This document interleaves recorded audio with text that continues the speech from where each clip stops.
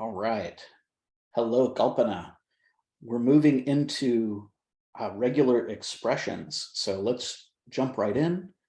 This notebook is in Slack and you can download a copy of this. So what in the heck is a regular expression? What are we going to use them for? When are regular expressions the best idea, the best tool for the job? And when are they not the best tool for the job? We're gonna cover all these concepts. Can y'all see my screen that says meet regular expressions, a Jupyter notebook? Okay, cool.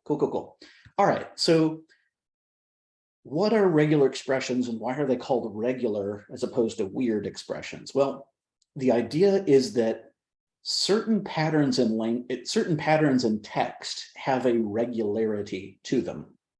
And we talked about natural language, like spoken or written human language versus formal language. And things like math notation and programming languages are formal languages. Well, regular expressions is also a formal language. So what in the heck is a regular expression? Well, you'll hear the term regexes or regex patterns. They are a teeny tiny little programming language for dealing with text and character patterns.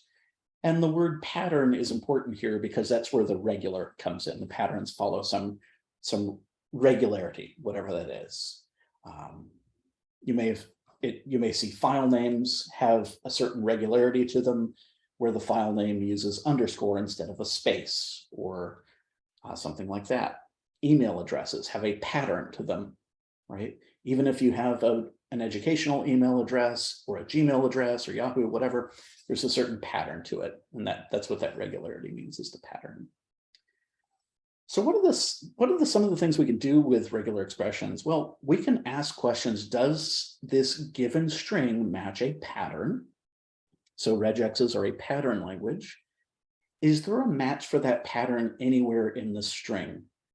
And depending on where you use your regular expressions, you could use them in Python. You could use regular expressions in any other language.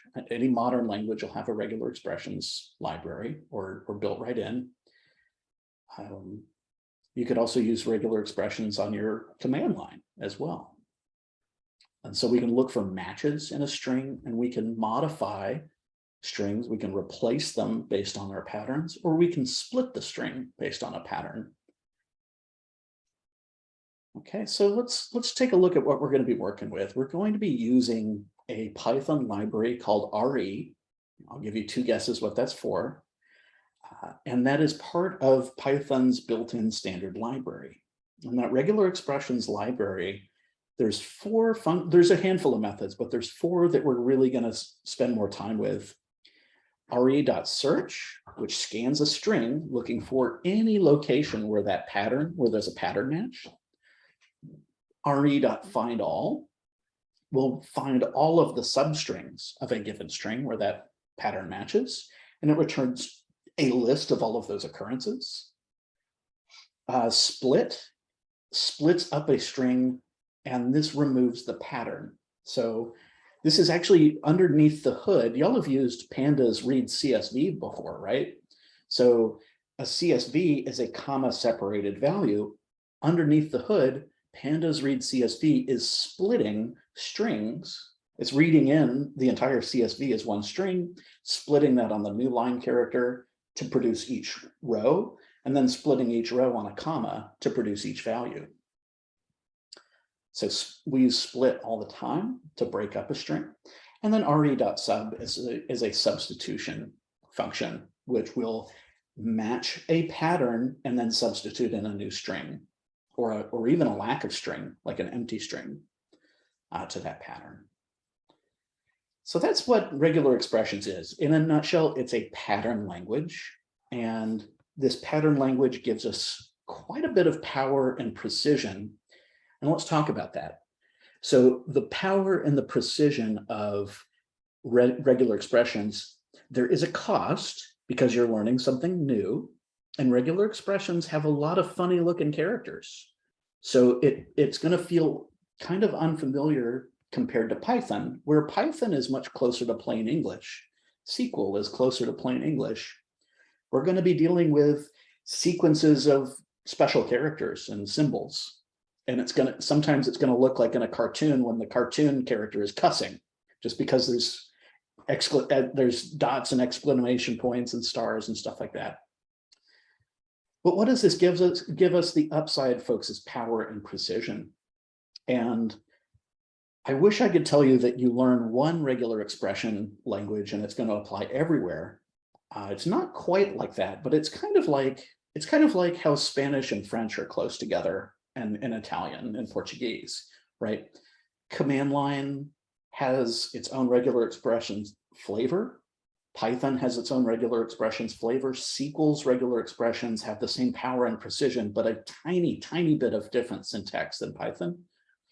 Other languages like Java, Julia, Ruby, PHP, C#, all the C languages. So whatever you can do in one regular expression pattern in one language, you can do in another, but you might need to translate it. So I mentioned this because some of y'all may end up working in different programming environments than Python. You may end up in an R environment, or in an organization that works with Scala or Julia or something like that. But keep in mind, whatever you learn to do in Regex and Python, you can do in another language with some modifications. So regular expressions are a pattern language, and sometimes they're the best tool for the job, and sometimes they're not the right tool for the job. So let's talk about that. If you can solve your problem with built-in string functions, built-in string methods, like just the built-in Python string methods, just do that. You don't need regular expressions if it's that simple of a problem. If you need more capability and you need to find patterns that are more complicated than just the built-in Python methods like starts with or ends with or contains, if we need something that's much more, got more expressive capability, that's where Regex is really going to do most of its heavy lifting and prove its value, is above and beyond what you could do with the built-in string methods. There's another time when Regex is absolutely positively the worst tool. And I'm going to encourage y'all at this point to not use Regex for the following cases. If you're parsing HTML, if you're parsing JSON or XML, excuse me. So if you're working with HTML tags, they have a bunch of angle brackets, they have a bunch of special characters. Same thing with JSON. You've got curly braces, and JSON, all that is dictionary syntax, list of dictionary syntax. Use the right tool for parsing those. Regex and HTML is a headache waiting to happen. Okay. So that's really where Regex is situated. If you're parsing something like HTML, JSON, XML, just use a parser that's built for that. But if you need more capability than the built-in string methods, that's where Regex is going to shine. There is a little comic. I'm going to see if I can't find this.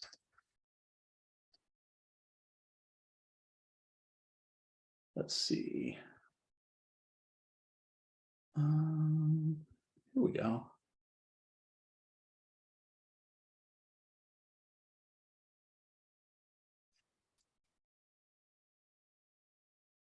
Can you all read that okay? Is the font size all right?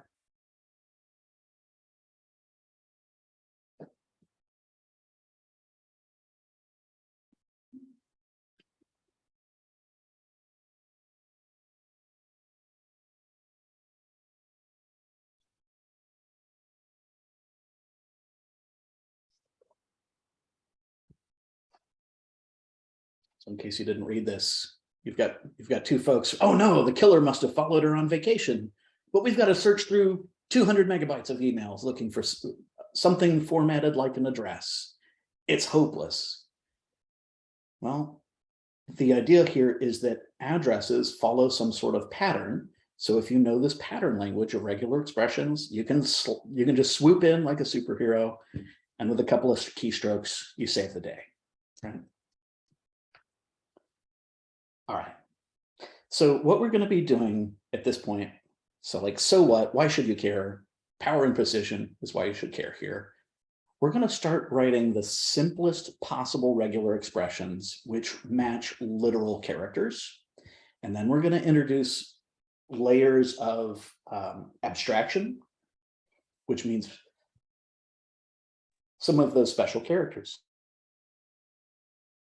Okay, so there's a lot of special characters in regex, and they have special meaning and functionality. And we're going to talk about some of those. I'm going to give y'all a kind of a manifest of some of our key concepts.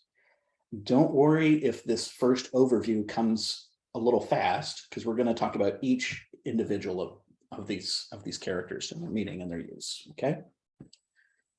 So in regex, if you search for the letter R, you find the letter R. If you search for the string Bob, you find the string Bob, or if it exists in your subject string, right? But certain characters have special meaning. So the period, the caret, $, star, plus, question mark, curly braces, square braces, backslash, pipe, and parentheses, those all have special meanings and special functionality on their own. So if you use a regex of a dot, it has a special meaning. You're not searching for a period character. And that's why those are called meta characters, okay? One of the first pieces of those meta characters that's really useful is square brackets. And square brackets create something called a character class. And that character class doesn't mean a wizard or a fighter or a healer. That character class means a set of options for you. So our character classes allow us to specify many, many OR operations. So I'll give you an example of that. If you wanted to search the pattern to match any lowercase vowel, A, E, I, O, or U, we put A, E, I, O, U in square brackets, and that pattern will match any lowercase vowel character. And so that's identical to having the pipe character, which is an OR, A, or E, or I, or O, or U. Now this saves us a couple of keystrokes, but here's something that saves us a whole bunch of keystrokes. If you wanted to say, give me any lowercase A through Z, you literally put in the character class, the square brackets, A-Z, and you get that entire range of characters. And if you needed uppercase A through Z, you would do uppercase A through Z there. Yes, question from Jess. Go ahead, Jess. Real quick, it's just the brackets that do that. The R in front is not doing anything right now. The R in front, we'll talk about this. Actually, let's talk about this right now. The R is not turning on or doing anything special with the square brackets. The square bracket behavior is just the square bracket behavior. What you're going to see in Python, at least, is this R in front of your string. Because notice that this is a plain old string containing those square brackets, right? Those square brackets are not a list. They're part of a string. This R is specifying that what we are working with is something called a raw string. So R in front of parentheses, or not parens, quotes, means raw string. It's so common to use R to make a raw string in Python that a lot of people accidentally think the R means regex. And I'll give you an example of why we would need a raw string instead of a regular string. Do y'all remember using backslash as an escape character? Like \n is a new line character, or \t is a tab character. Well, if you needed to actually match a backslash character, if you were looking for a backslash character, if you didn't use a raw string, you would actually need, I think, 4 backslash characters to match one backslash character in a string, which is kind of crazy.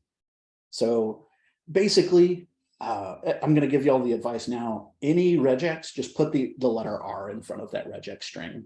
it doesn't mean regex, it means raw string. But raw strings treat backslashes differently. And it's going to keep you sane if you ever have to actually search for a backslash.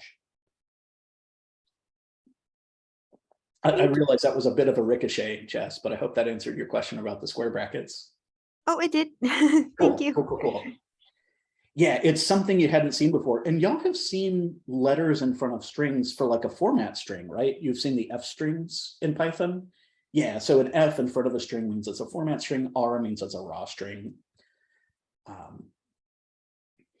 Cool. So if we needed to search for like a $sign or a certain character without the meta character capabilities, we would have to do one of two things: either put a backslash in front of it or put that meta character in the square brackets. Okay, so let's talk about that.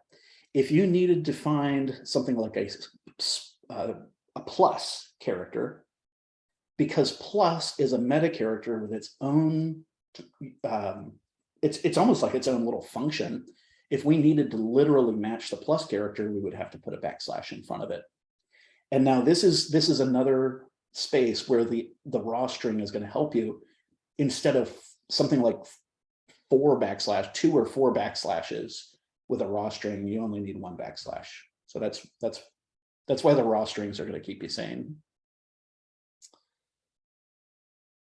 We have a couple of other special sequences. Period on its own is going to match any character of any type of anything. So this is going to match special characters. It's going to match $signs. It's going to match commas, the letter Q, enye's, whatever. And a couple of other little shortcuts so that we don't have to specify all the numerals in a character class 0 through 9. We can do \d, \d matches any numeral. And you're going to notice this pattern of the uppercase version matches the opposite of the lowercase.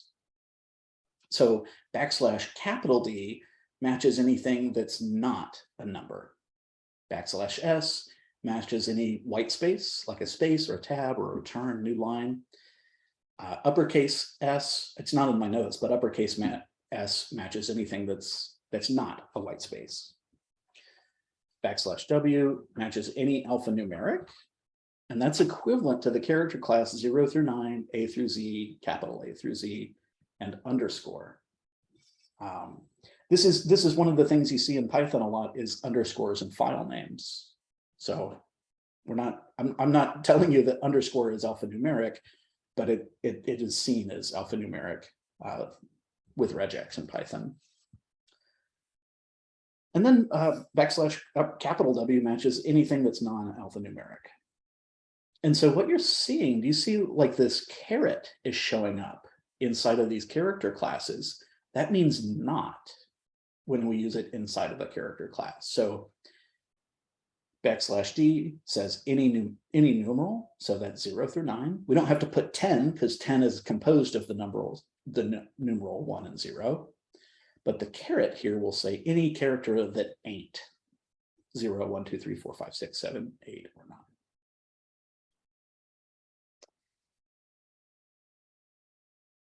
Repetition is a big deal, and we're going to talk about this a little bit later with some more concrete examples. Star matches 0 or more of the pattern that was to the left of the star, plus matches 1 or more. So this kind of gives you the idea that the star gives you some optionality, right? Another way of looking for something optionally, where you keep your options open, is a question mark. That means if you're looking for a pattern that might exist, but it doesn't break anything if it does exist, we would use a question mark for that. I'll give you a really simple real world example of that is area code or calling code on a phone number, right? If you only have 7 digits on a phone number, that's not the end of the world. We should still match those other 7 digits.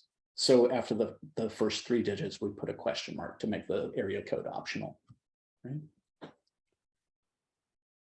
And we have some more logical operations. I mentioned this a moment ago. If we want to match anything in a character class, that's not that character class, we put a caret inside of it.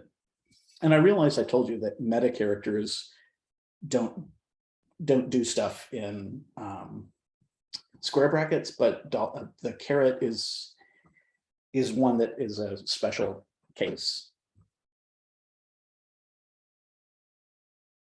Something that I want to mention now, we'll get into this a little bit later with concrete examples, is notice that a caret inside of the square brackets is a not operator, but the caret outside of a character class, outside of those square brackets, is a starts with.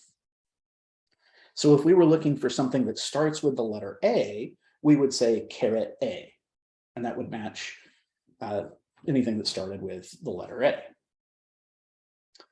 Outside of a character class, $sign is the end, and \B is a word boundary. So a word boundary could be a space or an enter. And then parentheses work like very similarly to parentheses in math. We can make groups and grouping. Okay, so how deep does this regex stuff go? Well, what I'm showing you right here, what's on the screen, and it doesn't even fit on the screen when I'm zoomed in. If everybody had an email address like, you know, like a Gmail address that always had a .com, we wouldn't need so much complexity. But actually, there's quite a bit of options for email addresses, right? There's .edu, .org. You can have first name, last name. You can have first name, last name, middle name. And what we're looking at here is the specification from the HTML language. That's the address there. That's the language for the web, for like web pages and content. What we're looking at right here is the regex pattern to match any valid email. And that's bananas. I don't expect y'all to be able to generate regex this complicated by the end of our time together today on this. And I'm here to tell you, if you are focusing on something that's such a well-known pattern, like email addresses or certain log files, even some telephone numbers in certain parts of the world, you can find pre-built regex. So you don't need to build all your regex from scratch all of the time, but the ability to generate your regex is going to give you a superpower for when you're dealing with text, that the pattern was not up to like an engineering specification like email address patterns, but it was up to, it's just like a pattern that you need to match in your text, right?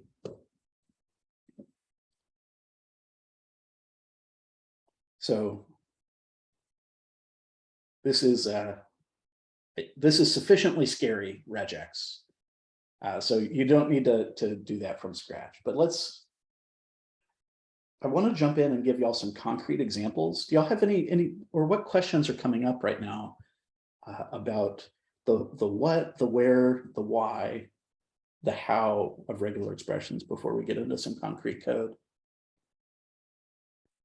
I was gonna ask, could you break that regex down right there, the last one with the email, to better explain it?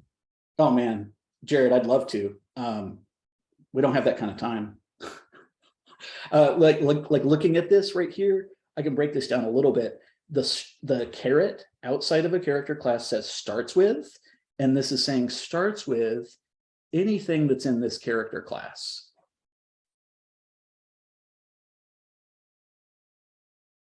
And the plus here says one or more of anything that's in this character class, because technically you could have an email address that's like the letter Q at AOL.com, right? But you'd have to have at least one character. That's what the plus is. The @ symbol is literally matching an @ symbol. The A through Z, 0 through 9 is matching any alphanumeric. The parentheses here are working like a parenthesis in math. So this is all one group. The question mark to the right of this parenthesis is saying that everything in here is optional. That's what that's doing. Because we can have, just gmail.com or at af.langley.af.mil, right? You can have multiple pieces of the domain. And so that's what all of these different pieces is doing. The 0 to 61 is telling you that we can have either 0 or up to 61 characters of the pattern to the left. And we're going to get into this repetition with a concrete example. But yeah, this is doing a lot of matching, Jared. Was that enough detail for you for right now? It was to somewhat understand what's going on. Yeah, I don't want y'all just to glaze over stuff, but like something this complicated, I don't expect y'all to build by the end of the day. But don't let me clip your wings. Y'all might really take a shining to regex, right? Because it really is a kind of like math, like arithmetic, where you can build complicated things out of these simple pieces. Jess, I see your hand. Go ahead.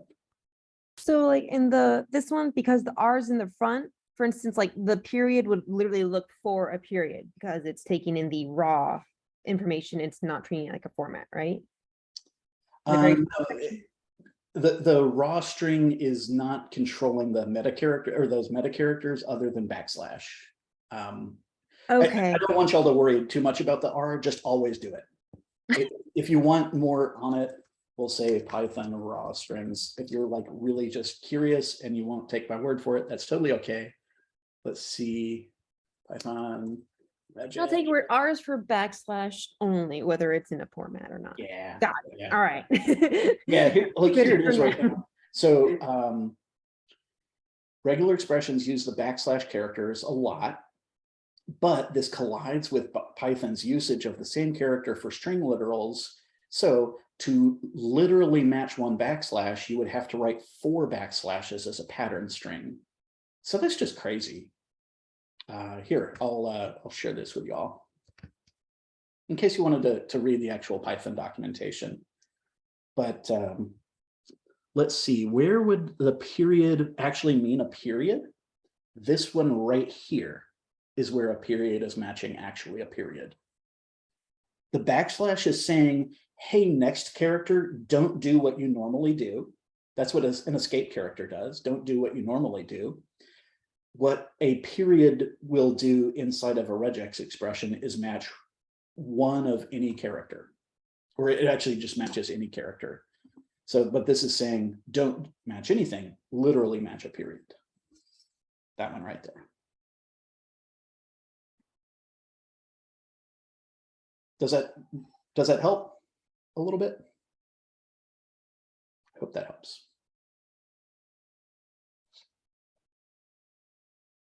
Cool. All right, let's get into this. So I want to give you all some concrete stuff. We will be importing RE. This is already installed in Python. So this is the regular expressions library, part of the standard library in Python. And the nice thing is, by the end of this, we're going to be using pandas and regular expressions together. So I'm going to import them both. So let's start by crawling before we start walking. Say I have a string that's the opening to Hamlet. 2 households, both alike in dignity, in fair Verona, where we lay our scene. Blah, blah, blah, right? From ancient grudge, break into new mutiny where civil blood makes civil hands unclean. That means everybody's going to die. It's one of those plays, right? One of those bloody plays. But if we wanted to literally match the string Verona, how we would do that is re.search, search is our function, and this is going to search anywhere in the string, and this is going to return the first match. So notice I'm sending in the regex pattern with the R for the raw string, and then the variable for I could either put a string literal here or the subject string. You might hear the thing you're searching called the subject string. Now check this out. This is what the search object is going to return. It's returning something called a match object in Python. So if we ask the type, it is a match object. And this gives us a couple of pieces of information. The match object has a span that tells you the indices of where this substring was, where it found things in your subject string. And what we actually found was the string Verona. Okay. The match object itself has a couple of methods on it, but if you just print out the match object, you get the span, which is pretty useful. Notice if I take that span and use it with the slicing syntax, I get the string Verona from that actual span start and span end. This is literally searching for my strings right now. So if I put the string in space fair space Verona, that's what matches. So right now, what we're doing is literal matching. Now, what if I look for Leonardo DiCaprio in the string? It's not that the string Leonardo DiCaprio doesn't exist in that subject string. So we're actually getting none back. Check out the data type as none. So we're not getting false, we're getting none type here. Okay. Now, I mentioned that this search method is going to return back the first match, but that's not the same thing as returning all of the occurrences. Okay, the way to find all of the occurrences is to change out your function from search to find all.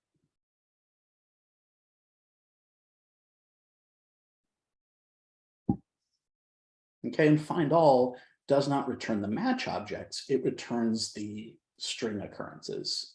And find all, if it doesn't find your subject, what you're searching for, it returns back an empty list, I think. So we can check that out, find all. Yeah, it's just empty list. So we look for Claire Danes in our string with find all. She doesn't exist in there.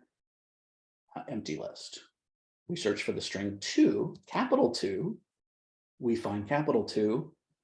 Well, we know that computers are very picky about the details. What happens when we search for lowercase 2? This is our first example of really seeing how strict the regex searching is going to be. So I'm going to introduce y'all to our first, a new vocabulary word. It's called a flag. And this is a third optional argument.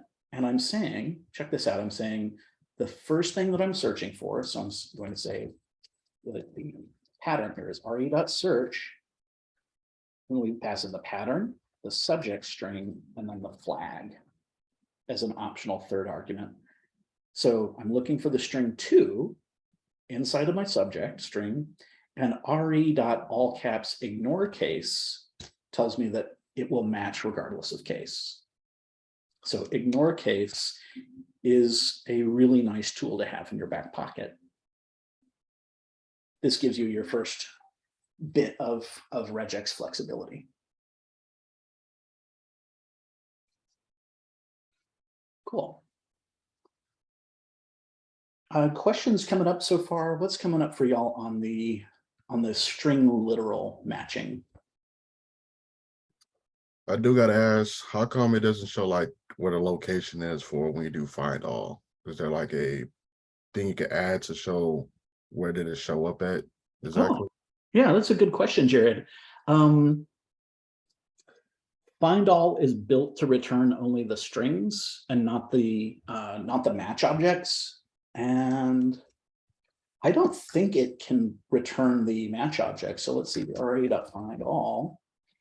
I think it's just going to be built to give you only the strings.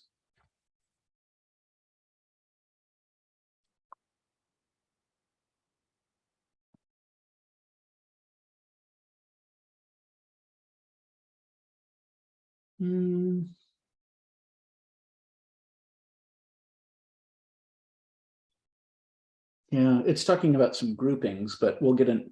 Groupings are a bit much.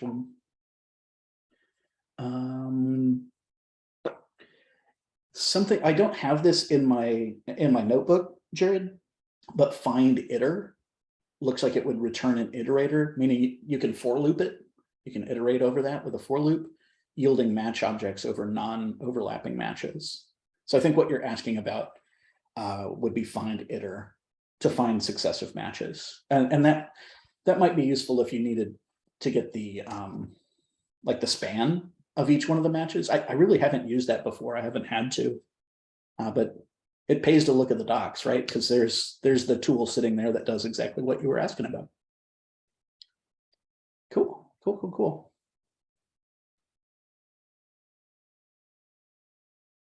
I had a quick question. Yeah, go ahead, Jared.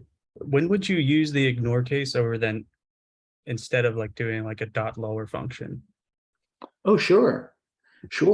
A dot lower function is going to give you a different copy of the original.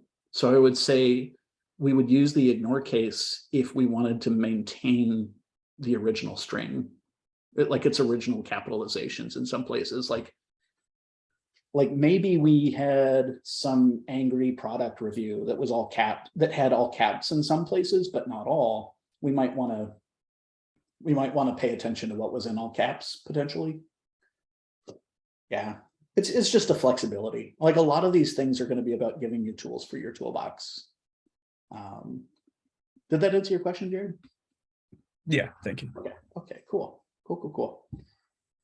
I'm gonna add a little bit extra of a demo to this literal piece, because right now we're matching things literally, but what about when you want to find a period character? If I were to search the string, if I were to search period, now remember period is a meta character.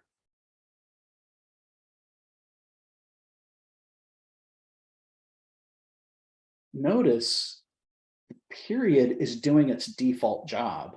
So because period in regex matches any character, notice that we're matching the first character here, which happens to be the letter T.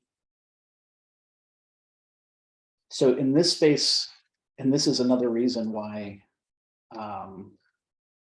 what happens if you don't use a raw string with R in front of your quotes. So I'm going to build this up just a little bit. To escape the normal behavior of period, we put a backslash in front of it. So again, if our goal is to find the period, backslash period says, hey, meta character, don't do what you normally do. Don't do your normal SOP, your regular job. Actually, just treat yourself as the period character. Now, if we did backslash period without the raw string, oh man, let's see. No, that's not a good example. Here we go.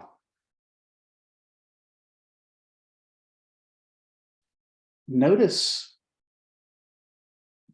if I try to search for a backslash character, see how I have a backslash character right there? Notice that my string is all jacked up. It's not even a red string right there. It's because this one backslash is escaping that. So as soon as let's see, R, there we go. So finding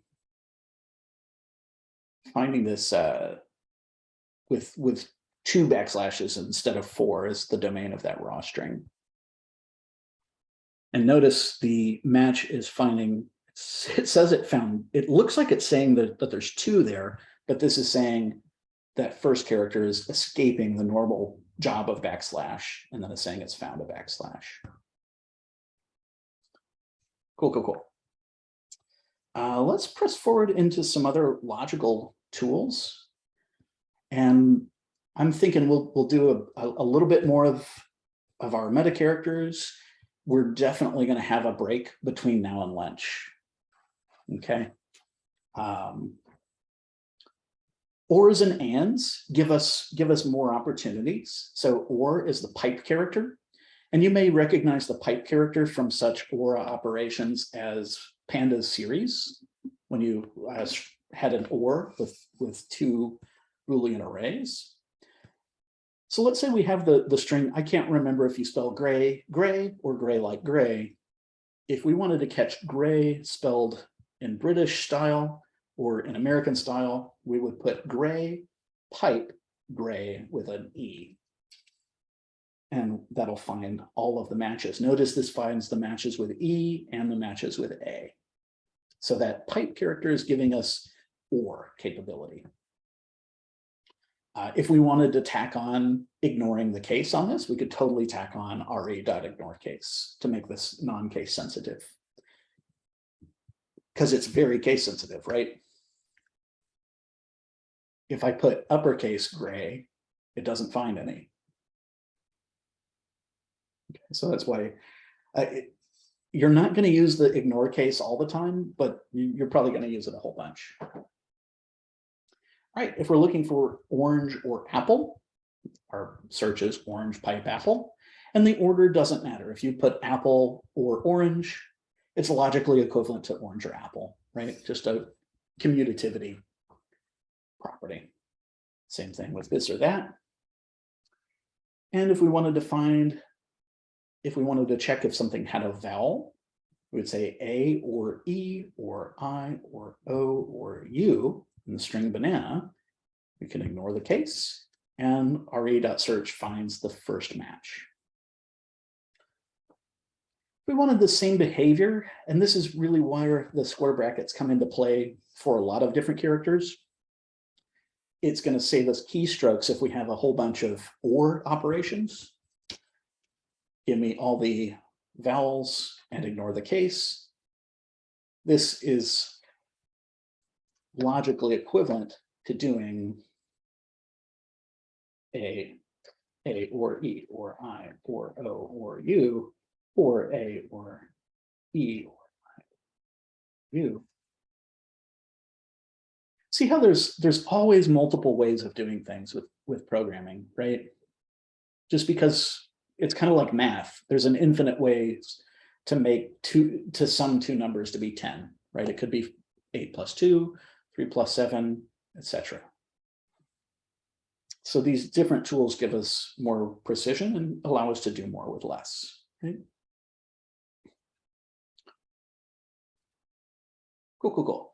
Questions about the OR so far, or questions about the character class, the square brackets so far?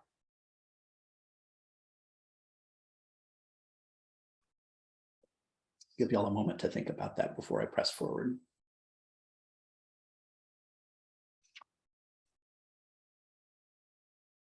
So the square brackets, you don't have to use the straight lines. Correct. Okay. Correct.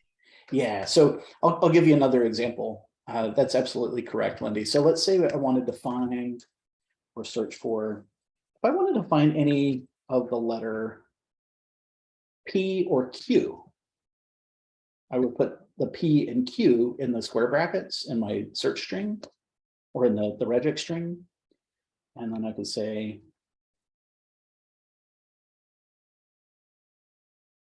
it's quince. Quince is a color or a fruit. I can't remember. I don't know what quince is. But this will find the first occurrence. Now the find all is going to find every occurrence there. So these square brackets they're pretty powerful. And I'm going to scroll back up to the email address. Everything highlighted right here. I know that's a lot of options, but this is saying anything alphanumeric A through Z, anything capitalized A through Z, anything that's numeric 0 through 9, period is any character. And then notice all of these other special characters, exclamation points. I didn't know this, and pound characters and dollar signs. Those are legitimate email address characters. So this is, so you can provide a whole bunch of OR operations without that pipe character, because this would look crazy if we had 26 letters with or that pipe character, right? And we had another 26 capital letters with the pipe character. So yeah, I hope that answered your question, Wendy. Cool, awesome. Are y'all ready for a new meta character? Want to introduce these bit by bit. Okay. The caret. This is the you'll see the caret in math for an exponential operator. Caret is starts with, and so anything that is to the right of the caret is what we're looking for the pattern to start with. Now this one's kind of fun. I'm putting three things together. Period is any character, like any numeric or special character, anything, and then star is 0 or more. So let's do this. This is a Bananarama. So what this is going to do is search for the string that's the match that starts with the letter B, and the dot star is going to go all the way to the end of the string. Oh, no, it didn't. Oh, this is, excuse me, caret is starts with, the string starts with, so I should have not changed my stuff. That starts with B, and it goes to the end of the string. Now, what if we have a Bananarama pajama? Notice we have a space character and then another word here. I need to introduce y'all to a term. It's called greedy. And in Regex, greedy doesn't mean that it's Scrooge McDuck diving in a pool of gold coins. Greedy means that it's going to match as many characters as it can. So let's take a look at this.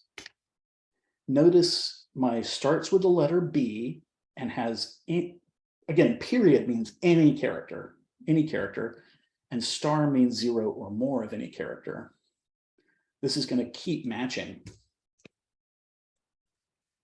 So if I have Bananarama, Pajamarama, it matches everything until the end of the string. So this greedy behavior, sometimes you might want this.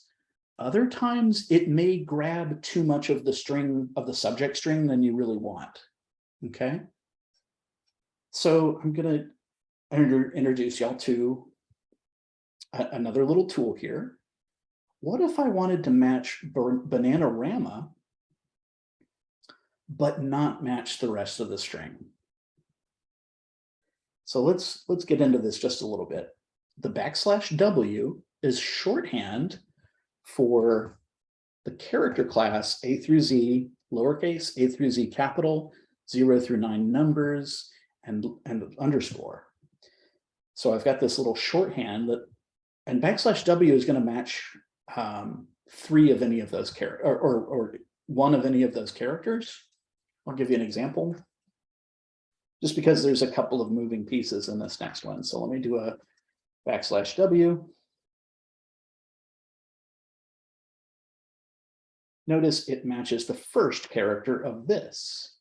Well, what if I have 2 \Ws in a row?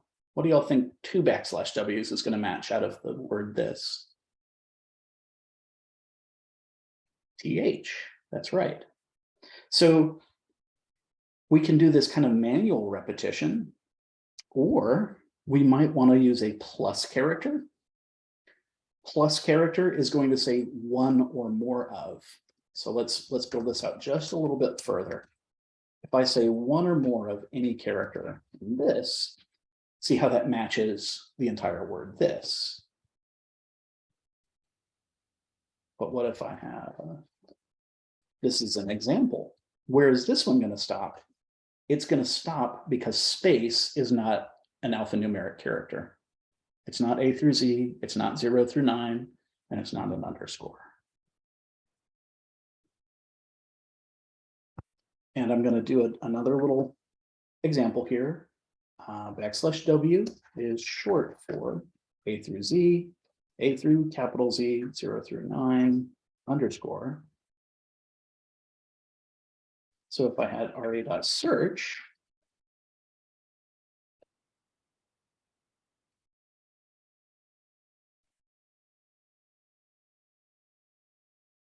oh, the plus sign. So notice the character class only matches one of the matches in the square brackets. So this is why I might use a repetition character. Plus matches one or more of the preceding pattern. So see how that matches everything up and to, but not including the space.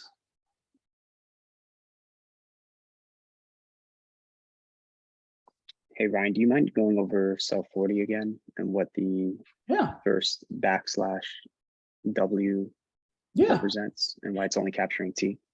yeah. And this is because it's so let me compare that to our friend right here. So I'm gonna paste in between 39 and 40. Notice how I'm not in this character class. This character class is equivalent to having A or B or C or D, right? Notice how this is only matching one character. Well, \W is the same as this character class, and it's only matching one character here. So let's build this out just a little bit further. What if I wanted to match two or more, exactly two characters? I would put that, see how I'm putting that character class twice here? It matches two. And if I put the \W, it matches the first two. It's kind of like a substitution.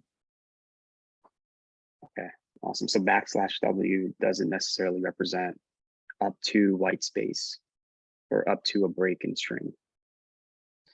That's correct. It's the plus sign that's doing that. Okay. Yeah, and let me see if I can't kind of show this another way. I'm going to do things out of order on the notebook just a little bit, but if I wanted to say, give me any number or letter, but make it exactly 3 characters.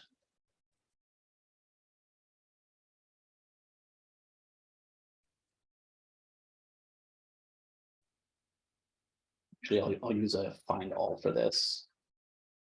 So number matches exactly that many of the previous pattern. So \W means any character that is a letter or a number or an underscore, right? Now the 3 here is saying match exactly 3. So we have, now this is kind of wild because it's getting the first 3 of this, right? But I didn't tell it that anything else about the word. So it's doing exactly what I've said. So this is equivalent to putting 3 \Ws in a row.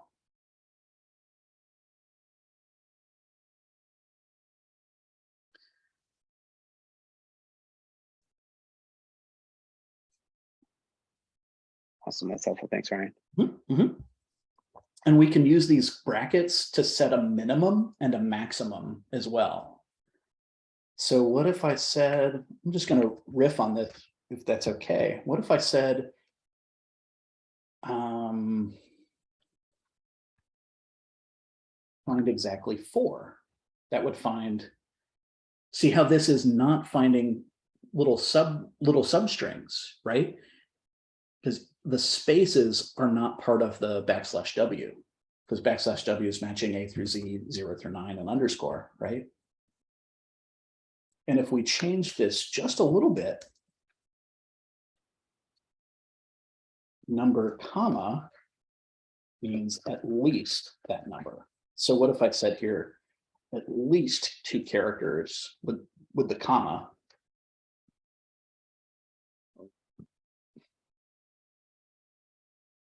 And this is going up until infinity, potentially.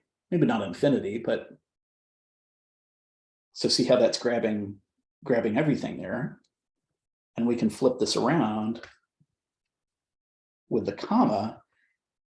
What if I said up to 2 characters? This is going to take, I'll argue this is going to take the first 2 characters here, those 2 characters there, A, because it's on its own.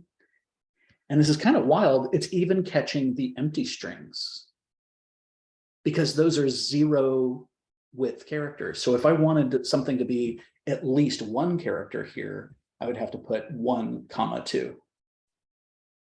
That'll get rid of our empty strings. Kind of a trip, huh?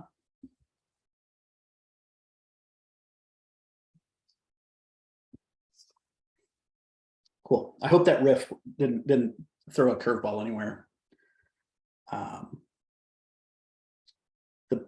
The thing is, I think the punchline that I'm after is these character classes, alphanumerics and underscore come up all the time. They come up so frequently that they are served by \W. Repetition comes up so frequently, sometimes we need to specify exact number of repetitions with the curly braces. Other times, a minimum number of repetitions, minimum and maximum number of repetitions. And then this plus is specifying 1 or more repetitions. So notice how the \W plus is really going to find your first word up until a space or, oops, or a number. Actually, yeah, this 1, 2, 3, since numbers are included, it's going to find this 1, 2, 3. Breaks at the space. This would also break at a special character like asterisk, because W is saying any number or letter.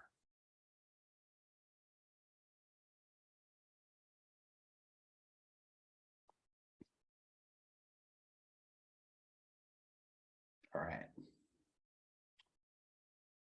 Cool, cool, cool.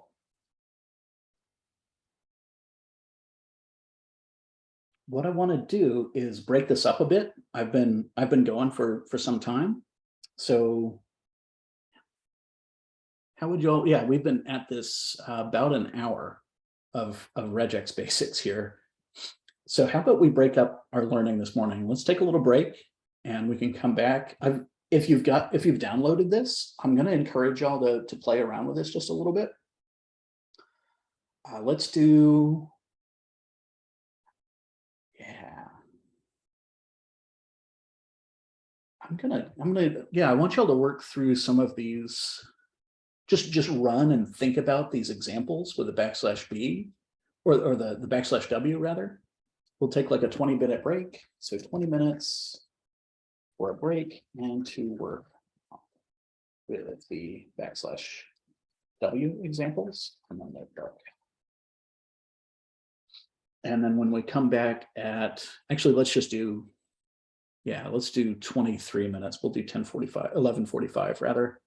We'll come back after working with these. I'll review them, and then we're going to talk about the difference between asterisks and plus, because that's, I want y'all fresh for that. Does that work for y'all? Take a little break and work through some of these examples. All right, let's do it. We'll come back 10:45. Back into everything. All right, so we're talking regex, and we are putting all these regex pieces together. What you're going to find is that there's lots of little bitty basics, right? These little bitty baby basics like the character class or the plus sign on its own, and things like the caret when we start with, or a $sign if we end with. The real power of regex is when we put all of these pieces together, right? And it's just like programming basics. So let's get back into this. I left off with using the plus sign and using the \W together. That's a real good way of saying, hey, give me something that is alphanumeric all the way up until a space or a special character or something like that. I've got a couple more demos, and then we're going to get into some new material. Okay, so this next piece starts with the letter B. That's what the caret starts with. B is literally the letter B. \W is any alphanumeric or underscore, and plus says, give me one or more of whatever was preceding. So this is going to bring up the Bananarama, but not the space, right? And that's because space isn't part of alphanumeric. Now this next example, give me anything that starts with B or the string starting with B, alphanumerics one or more, that's going to give us B from Be Cool. Again, one or more, letter B. Now this is, check this one out. Cell number 66, I keep running this, nothing's coming out. Let's look at the pattern. This says starts with a letter B and then one or more of any alphanumeric. Anybody have a hypothesis why letter B space cool is not returning a match here?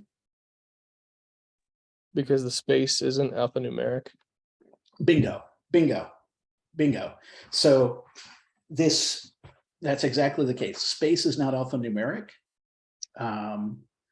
What if, let's see, what if, and this \W with the plus is saying one or more alphanumerics. Well, what if we changed this up just a little bit and we said, what about 0 or more alphanumerics? If we change that plus sign to a star, this is saying 0 or more alphanumeric. So notice how the 0 or more alphanumeric after the letter B gives us some flexibility here. So we get just that letter B. So star and space are very, very similar, but the plus rather, the plus character is saying at least one. So another way of writing these two things, we could write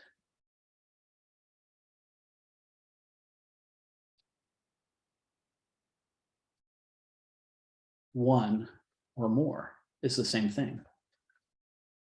The same as above. And another way of writing 0 or more, we could write 0 or more by literally using the syntax of curly brace 0, comma. Again, there's multiple ways of doing things. Pretty wild, right? So let's say we wanted to say match the string that starts with a letter B and has 0 or more of any alphanumeric, and also match \B. \B is a word boundary. So remember that star can be very, very greedy. And when we have this without the word boundary and the star, it just takes, it's gonna take, right? Now the reason why this is terminating is because there's a space here. But if we had something that was more permissive than alphanumeric, like any character, that's just going to jam all the way to the end of the string, right? We can do manual repetition, and I did a little bit of this before the break. What if I want the letter B and then 1, 2, 3 of any character whatsoever? Well, letter B and then 1, 2, 3 of any character whatsoever, even if we had special characters in there. So we can manually repeat these character classes or things like the period. And I've shown you all a couple of examples where, what if I want the letter B and exactly 3 of anything? We can put that in the curly braces. What if I wanted to match letter B, any character, 0 or more, and then match a space? So this is probably going to match Bananarama space. the caret outside of the square brackets, caret it starts with, but as soon as you move the caret into the character class, into those square brackets, it's not. So this is saying match anything that ain't the letter B. And so this will match, probably match that first 8 share, because that's not the letter B. If we were to change the search to a find all, it's going to find every single letter except for B. It's even finding the spaces there, because space ain't the letter B.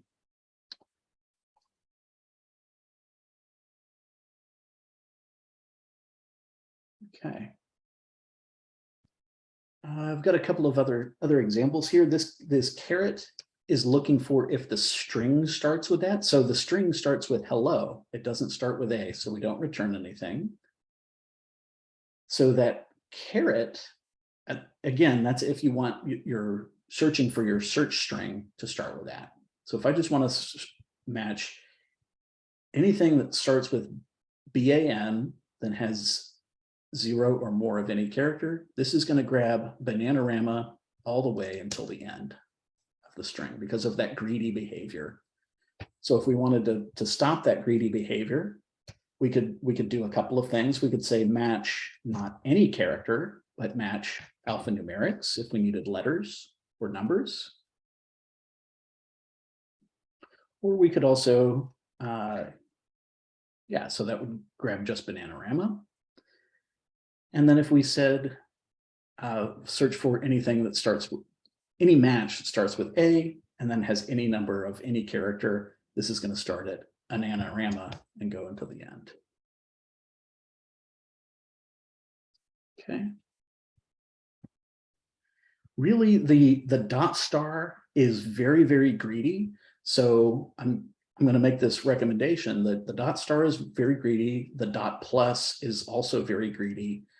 Why? Because period is any character. So if you're getting this greedy behavior and your regex is matching too much of the string, my recommendation is to dial back on the period and probably put in a \W there if you're looking for words, right?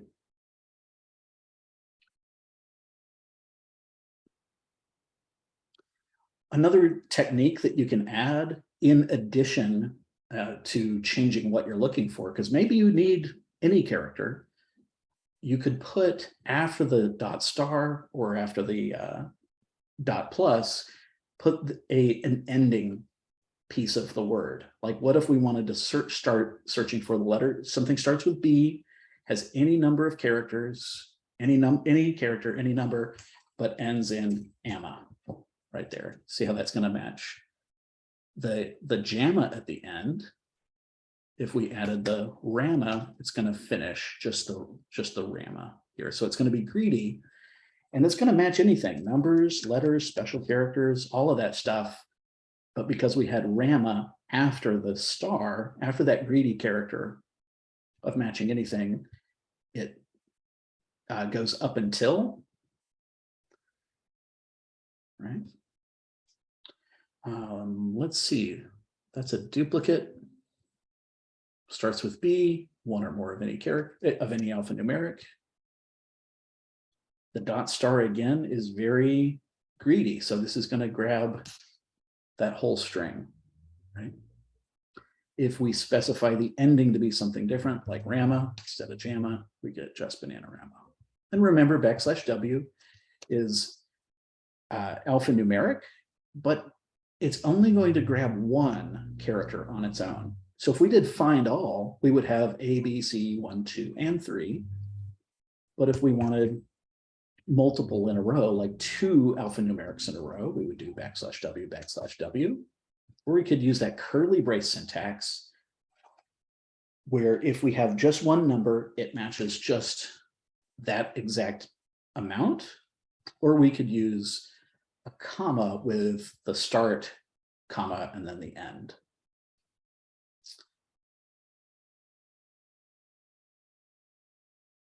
Another little example here of putting these different pieces together.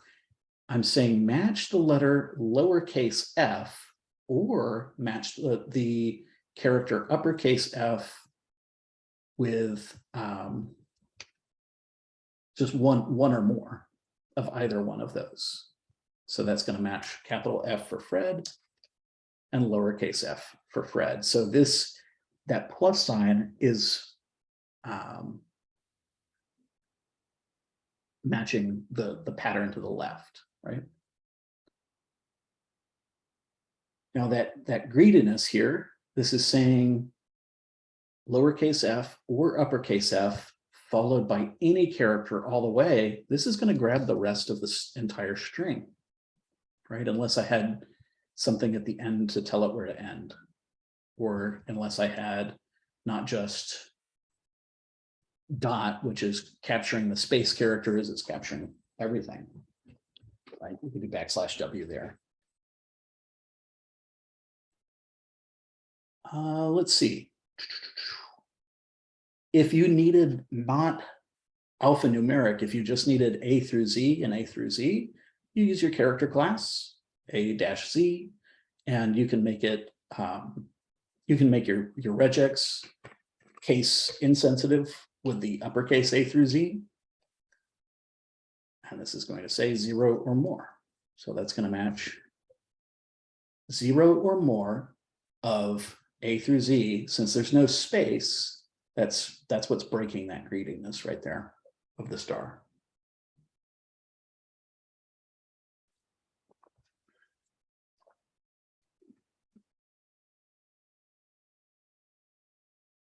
This next one, we're finding all occurrences of A through Z that are 1 or more. And so this is finding the word stuff or the characters for stuff.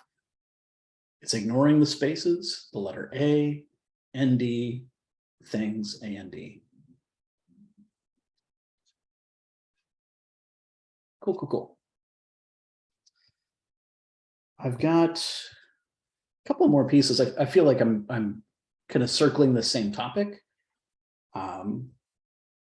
What if we wanted 1 or more of any character, any alphanumeric after the letter F, followed by a space character? That \S, excuse me, is any space character. So that's one space character, a tab, a new line character, etc. And this is returning nothing because there's only one F. There's nothing following it.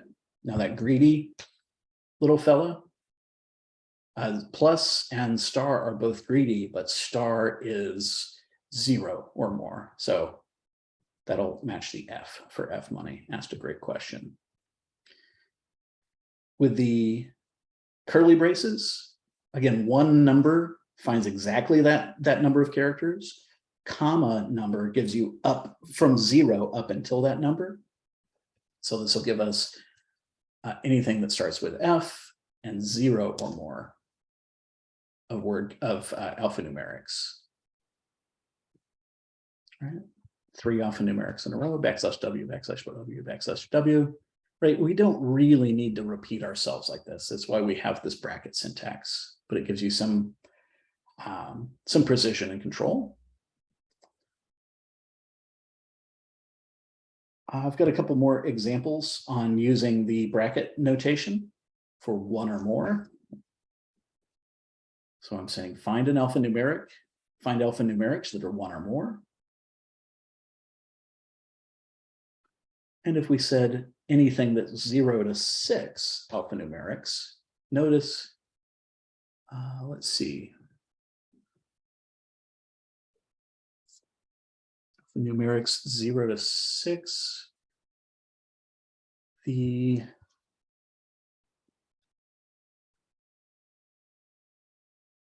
Sometimes you might get a little surprised. Notice this string at the end has a whole lot of characters in it. So we have banana, mapaja, and ma at the end there.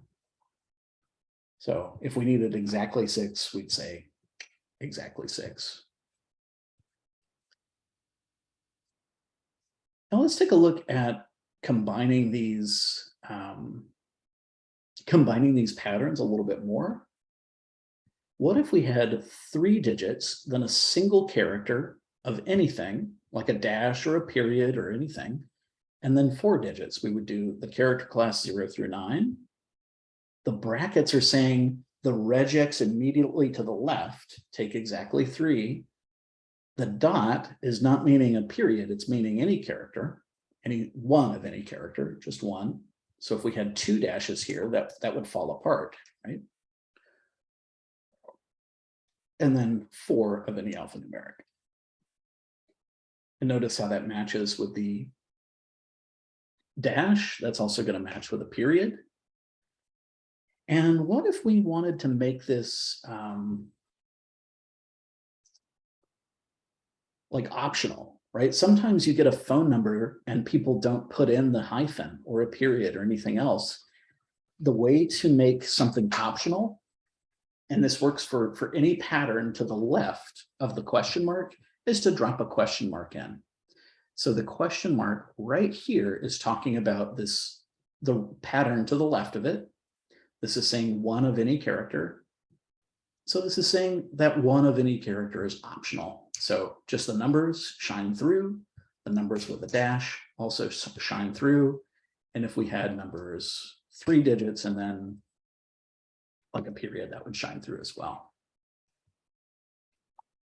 So really the name of the game here is getting your head around the basic building blocks, and you're going to be building more complex things with these basic building blocks.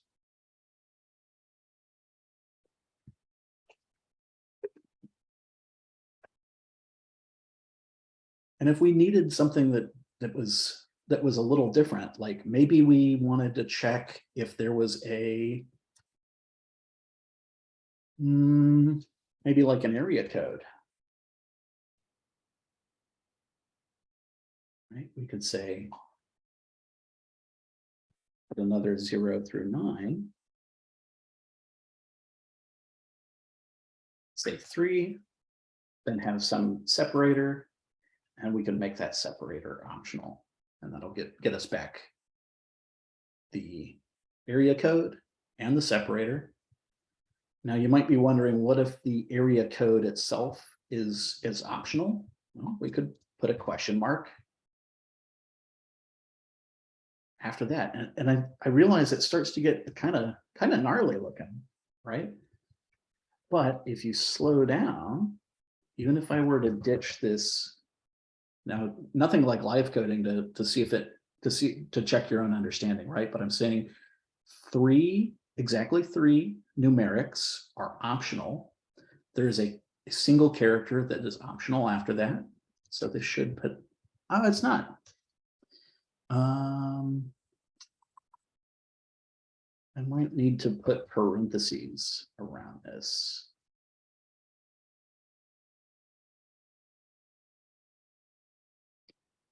There we go. There we go. So I put what I did here to review that, the question mark after the period means the hyphen, any character is optional. The question mark after the 0 through 9, 3 means the area code is optional. So I need to fix this one up here. There we go, because that was matching literally. Cool. So now I have the same regex pattern in both, and it's giving me the option of, I have quite a lot of options. I have the option of an area code or no area code. Also, I have the option of hyphens or dots or any character in between the pieces of the phone number. Cool.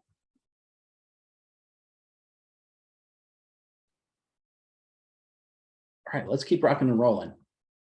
I've shown y'all find all, and I've shown y'all search. Another tool that we have at our disposal on the regex library is split. And when you split a string, you are taking the different pieces out, and whatever character you split on is then removed from that original string. So in this case, I'm splitting on literally the hyphen character, but we could take this and make it a little more flexible. I could say split on anything that ain't a digit. So \b means anything that's not a digit. So if we had periods in between there instead, that would work. Oh no, it's not splitting. Let's see. Anything that's not a digit. Oh, no, I realized my mistake. I'm calling the built-in split function, not the regex split. So I can't feed regex into the built-in split function. So let me hit the rewind button on that. The built-in split function is splitting a string into a list without regex. Now to use the regex split, excuse me there, we do re.split, and then we can use the power of a regex pattern. So in this space, I'm saying a hyphen or a space, split on that.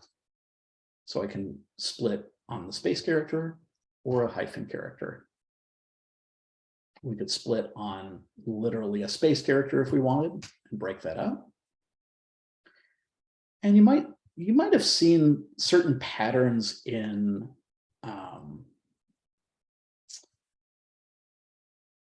file names before. I certainly have seen this a lot before, where we have underscores between artist and then an underscore hyphen underscore between the artist and the name of the song. And check this out. This is what I've got here is a kind of a fun little exercise. Maybe we'll do this together. I've got Harry Belafonte jumping the line, and then Big Mama Thornton singing Hound Dog, and then Tina Turner singing Proud Mary, and then Prince singing Purple Rain. So this might be this string isn't the most data sciencey string that's ever data scienced, but you would get this kind of output from getting the output of like a file system, and see how it's comma separated. So these songs here, how could we break this up? Let's do this together. How could we break this up into a list of individual MP3s? Is there enough of a, are y'all seeing this pattern here?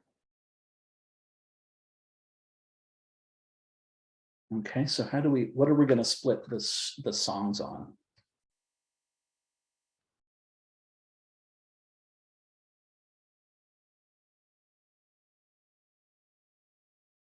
What's in between each individual song?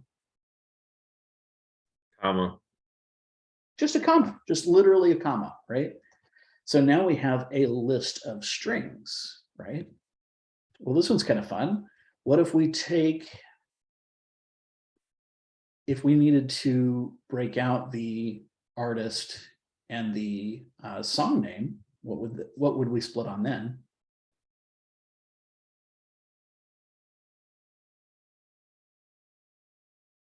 That, right? Yeah. That underscore hyphen underscore.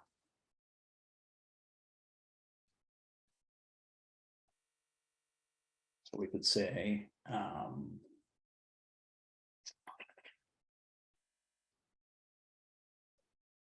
I might break this out into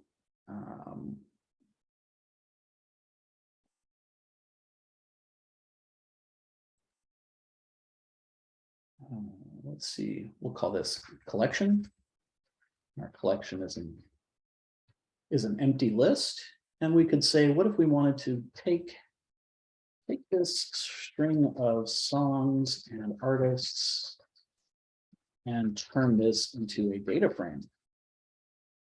Right? What if we needed to do that? My encouragement would be convert each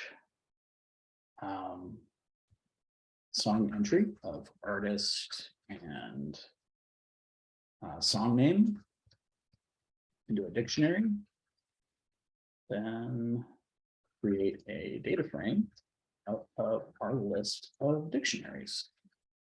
Right, this is how we can go from something like raw text that has its own internally consistent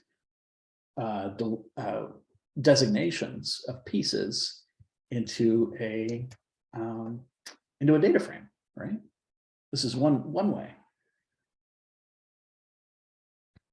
So what I'm thinking is we'll take the collection, make that an empty list, and we'll say for song in songs, we could get the artist. We could say the pieces would be re.split.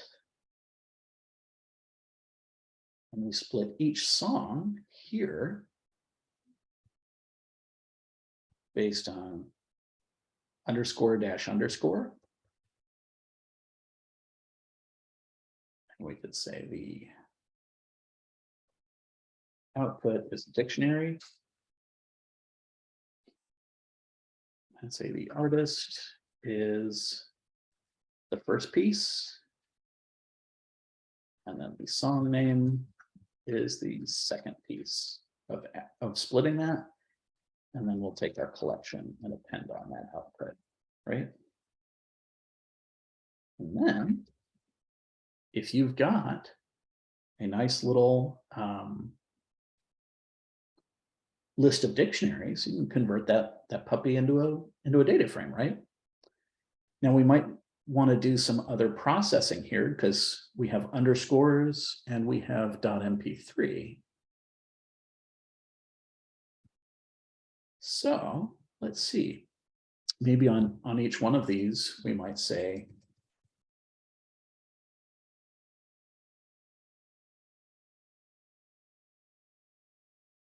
actually, yeah, let me, I haven't introduced y'all to sub, have I? Okay, cool.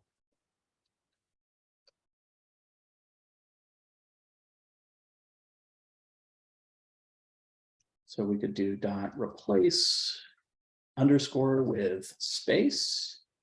And then over here, we could do .replace underscore with space.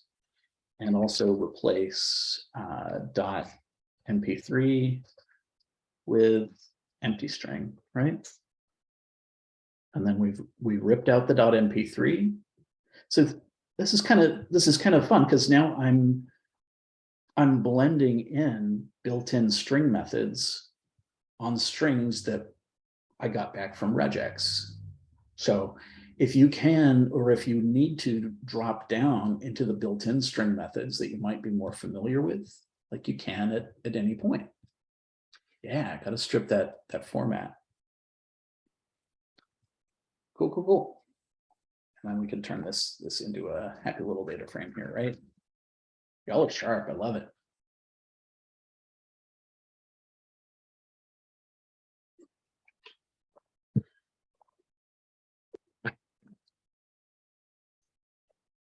I Not do to got check. to ask a question. Yeah, go ahead. Going back to the phone number, when you was doing the strip regex, let's say let's say we had an entry that didn't have the area code. How will we let, I guess, the programming know to, hey, this is still a number, but ignore the area code and just focus on the back end of the number also? Oh yeah, Jared, absolutely. I've got an example here, and maybe my example is not answering your exact question. See how in this example here, I have no area code, and in this one here, I do have an area code. If I wanted to, and I realize I just typed this in, I just kind of, it wasn't pre-built on your notebook already that y'all downloaded. But if I wanted to say the area code itself is optional, and I'm glad you asked about this. Notice how I'm putting parentheses around this regex grouping of 0 through 9. That's 3 characters. by putting the parentheses around this set, what I'm doing is saying that the question mark here is making the first three numbers optional. And so going back to this, I have an area code in one of the strings, an area code in another of the strings, and the regex is identical. In fact, we don't need to keep typing this over and over and over. We could assign your regex to a pattern. We could say phone pattern. Now, this isn't going to catch international calling codes and stuff like that, but